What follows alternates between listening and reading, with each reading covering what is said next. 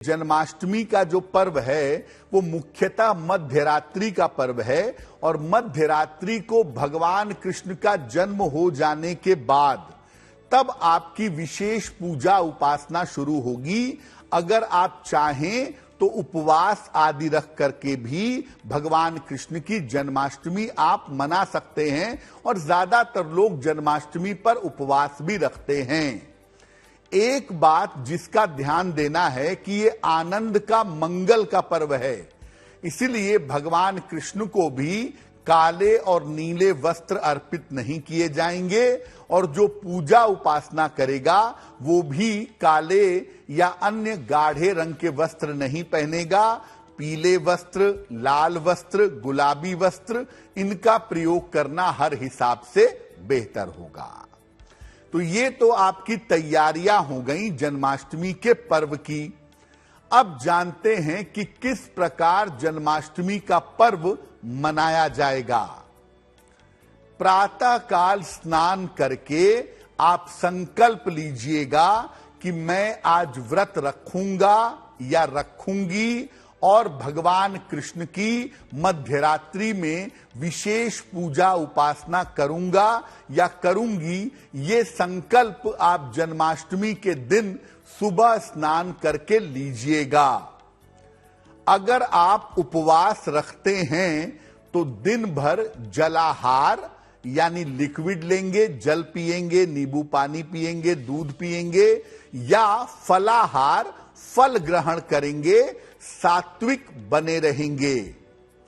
मध्य रात्रि को जब भगवान कृष्ण का जन्म हो जाता है तो भगवान कृष्ण की धातु की जो प्रतिमा है, धातु की जो मूर्ति है, उसको किसी पात्र में, किसी बर्तन में रखिएगा। उस प्रतिमा को आपको स्नान करवाना है, पहले दूध से, फिर दही से, फिर शहद से, फिर शर्करा से और अंत में घी से स्नान करवाइएगा और सबसे अंत में जल से उनको स्नान करवाइएगा।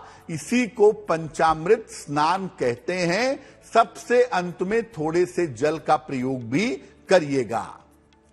ध्यान रखें कि जो चीजें आप अर्पित करेंगे, जिन चीजों से आप भगवान कृष्ण को स्नान करवाएंगे, उन्हें शंख में डाल करके या चांदी की कटोरी हो या चांदी का गिलास हो तो उसमें डाल करके अर्पित करना आपके लिए बहुत अच्छा होगा।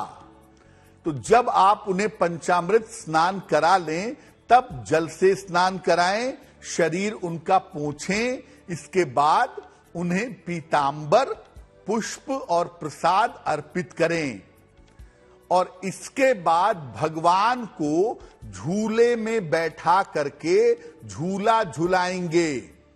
जिसके उंगलियों के इशारे पर ये पूरा ब्रह्मांड झूल रहा है, उसको झुलाने का मौका आपको मिले तो ये उनकी बड़ी कृपा है। और जब आप उनको झूला झुलाते हैं तो आप मातृत्व के भाव में पहुंच जाते हैं। आप उनकी माता होने की स्थिति में आ जाते हैं या उनके पिता होने की स्थिति में आ जाते हैं और ऐसी स्थिति में आपकी मुक्ति होना, आपको मोक्ष मिलना या आपकी कामनाएं पूरा होना आसान हो जाता है। झूला झुलाना कोई सामान्य प्रक्रिया नहीं है। आप बहुत सारी पूजा देखिए, हम कभी नहीं कहते हैं कि आप इन भगवान को झूला झुलाइए, उन भगवान को झूला झुलाइए।